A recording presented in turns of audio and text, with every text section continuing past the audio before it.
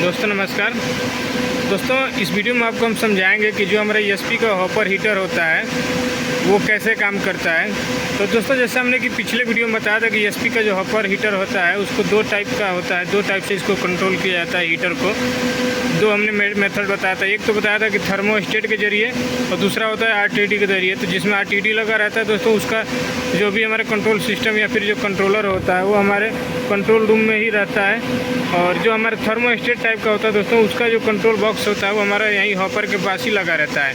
तो ये हमारा थर्मोस्टेट टाइप का एक यहाँ पे हॉपर हीटर कंट्रोल सिस्टम लगा हुआ है। इसी के बारे में आपको बताएंगे कैसे काम करता है, थर्मोस्टेट के जरिए कैसे इसको कंट्रोल किया जाता है। तो जो दोस्तों जैसा कि आप देख सकते हैं ये हमारा एक पैनल है, कंट्रोल बॉक्स है, कंट्रोल पैनल भी बोल सकते हैं। ये इसमें पूरा इलेक्ट्रिकल सिस्टम हमारा लगा रहता है। देख सकते हैं इसमें सारा हमारा इलेक्ट्रिकल सिस्टम लगा हुआ है, सारा कंट्रोलिंग यही है। एक बस हमारा 3 फेज सप्लाई यहाँ पे आ जाता है 415 वोल्ट का, बाकी टोटल कंट्रोल हमारा यहीं से रहता है। इसके बारे में हम आगे बताते हैं। उसके पहले हम आपको बताते हैं कि दोस्तों कि हमारा ESP में हॉपर हीटर का ज़रूरत क्यों पड़ता है। तो दोस्तों जो हमारा ESP में एस आता है, एस का टेम्परेचर मेंटेन करने के लिए लगभग 120 डिग्री सेंटीग्रेड इसको मेंटेन करने के लिए ये हमारी इसमें हीटर का यूज़ किया जाता है। क्योंकि दोस्तों एटमॉस्फेयर में, वातावरण में नमी होने के कारण एस का जो टेम्परेचर होता है वो डाउन हो जाता है। डाउन होने की वजह से इसमें चिपकने का डर रहता है। अगर एस में चिपक जाता है दोस्तों तो फिर हमारे कन्वेइंग में दिक्कत आता है, एस खाली नहीं होता है नीचे। तो इसके लिए इसको हीटिंग किया जाता है और हीटिंग के साथ साथ फिर इसका फ्लूइडाइजिंग भी किया जाता है। तो फ्लूइडाइजिंग के लिए अलग अलग असर रहता है सिस्टम। लेकिन ये हीटिंग का जो सिस्टम है देख सकते हैं, ये हीटर इसमें नीचे बहुत सारे हीटर लगे रहते हैं। जो कि हीटर हमारा दो टाइप का रहता है, एक तो होता है पैनल टाइप का रहता है और एक दूसरा टाइप के आता है। तो इसमें पैनल टाइप के हीटर ढेर सारे लगे रहते हैं पूरे राउंड में करके। और ये नीचे से देखते हैं जितने भी सारे हमारे केबल लगे हुए हैं सारे हीटर को जा रहा है।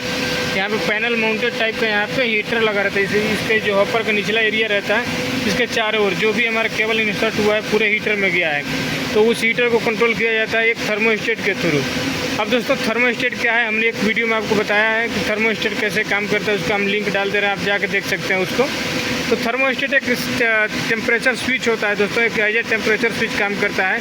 इसमें सेट पॉइंट सेट कर दिया जाता है, उतने सेट पॉइंट पे इसका कंटेक्ट जो होता है NO NC या फिर NC से NO होता रहता है। तो उस पर डिपेंड करता है कि कौन सा हम कंटेक्ट ले रहे हैं इसके मेन कंटेक्टर को कंट्रोल करने के लिए।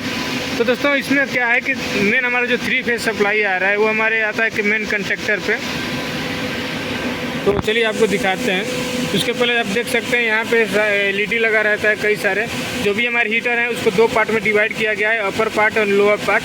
तो उसके लिए यहाँ पे दिया गया रहता है अपर पार्ट का हीटर ऑन का, लोअर अपर पार्ट का ऑफ का, लोअर का ऑन का, लोअर का ऑफ का, 4 LED उसके लिए है। फिर पावर सप्लाई यहाँ पे रहता है ऑन ऑफ का।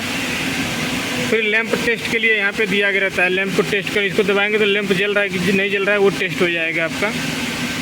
उसके बाद दोस्तों यहाँ पे देख सकते हैं एक मेन कंडक्टर लगा रहता है और ये जो 3 फेज सप्लाई आ रहा है 415 वोल्ट का, यहाँ पे टीवी पे आने के बाद ये कनेक्ट हो रहा है एक हमारे मेन कंडक्टर पे। यहाँ पे कंडक्टर पे कनेक्ट होने के बाद फिर उसका जो आउटपुट निकल जा रहा है दोस्तों हमारे सारे फ्यूज में जा रहा है। सॉरी दोस्तों, पहले जो हमारा सप्लाई आ रहा है ये स्विच में आ रहा है, स्विच से आने के बाद फिर फ्यूज में जा रहा है, फिर फ्यूज से होते हुए दोस्तों आ रहा है हमारा कंडक्टर पे और एक कंडक्टर से फिर जाके हमारा डिवाइड हो जा रहा है। सारे जितने भी फ्यूज देख रहे हैं सब पे डिवाइड हो जा रहा है। और ये जो जितने हमारे नीचे के केबल देख रहे हैं सब हॉपर हीटर वाले हैं। तो यही जो हॉपर हीटर है सारे फ्यूज से जा रहा है और इसका एक कॉमन जो सप्लाई है दोस्तों वो हमारा यहाँ से ये कंडक्टर से जा रहा है। तो इसी कंडक्टर को कंट्रोल करने के लिए हम यहाँ पे थर्मोस्टेट लगाए हैं। तो जो थर्मोस्टेट का केबल आ रहा है दोस्तों देख सकते हैं यहाँ पे आके केबल लगा हुआ है थर्मोस्टेट का, ये वाला केबल आ रहा है। अभी थर्मोस्टेट का केबल यहाँ पे देख रहे हैं आ रहा है एक रेड और एक येलो कलर का। तो यहाँ पे देखिए 24-25 नंबर है। तो यही जो केबल है दोस्तों आगे जाके यहाँ पे कनेक्ट रहता है हमारा मेन कंडक्टर में। अब क्या होता है कि दोस्तों सप्लाई मान लीजिए हमारा पैनल स्विच गियर सप्लाई इसमें आ गया रहता है, आने के बाद यहाँ पे कंडक्टर हमारा ऑन हो जाता है। कंडक्टर ऑन होने के बाद सप्लाई जो है दोस्तों सारे फ्यूज के जरिए सारे हीटर को जाने लगता है, जिसको अपर या फिर लोअर जैसा इसमें प्रोग्राम किया गया, जैसा सेट किया गया रहता है वैसा इसमें जाने लगता है। अब यहाँ पे दोस्तों सेट पॉइंट सेट रहता है। जैसे ही टेम्परेचर राइज करता है दोस्तों, जैसे सेट पॉइंट तक टेम्परेचर पहुँचा, मान लीजिए 120 पे पहुँच गया हमारा टेम्परेचर, तो उसको फिर हीटर को बंद करना है।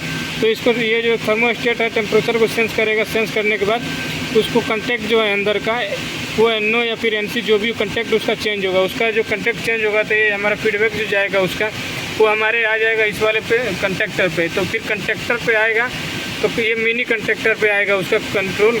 फिर इसको ये जो जब ऑपरेट होगा तो ये जो इसका है, इसका जो कॉइल टर्मिनल सप्लाई है उसको ये कंट्रोल कर रहा है, छोटा वाला कंटेक्टर। तो फिर ये बंद हो जाएगा। जब ये दोस्तों बंद हो जाएगा तो सप्लाई कट जाएगा, तो सारे हमारे हीटर ऑन जो है वो सारे ऑफ हो जाएंगे। और फिर जैसे ही दोस्तों टेम्परेचर डाउन होगा, डाउन होने के बाद फिर थर्मोस्टेट उसको नॉर्मल होगा तो कंटेक्ट जो होगा वो भी नॉर्मल हो जाएगा। तो जो यहाँ पे कंटेक्ट चेंज हुआ था, NO NC हुआ था, वो फीडबैक हमारे इस कंटेक्टर पे, छोटे वाले पे, वो कंटेक्ट जब चेंज होगा तो ये भी कंटेक्टर ऑन होगा। जब ये कंटेक्टर ऑन हो जाएगा तो मेन हमारा जो कंटेक्टर है उसको भी ऑन करेगा। जब वो कंटेक्टर मेन ऑन होगा तो सारे के सप्लाई जो है वो हेल्दी हो जाएगा, फिर से हमारा हीटर जो है वो हमारा ऑन हो जाएगा। तो इस प्रकार से काम करता है जो थर्मोस्टेट टाइप का जो हमारा हॉपर हीटर होता है, ESP हॉपर हीटर, वो इस प्रकार से काम करता है।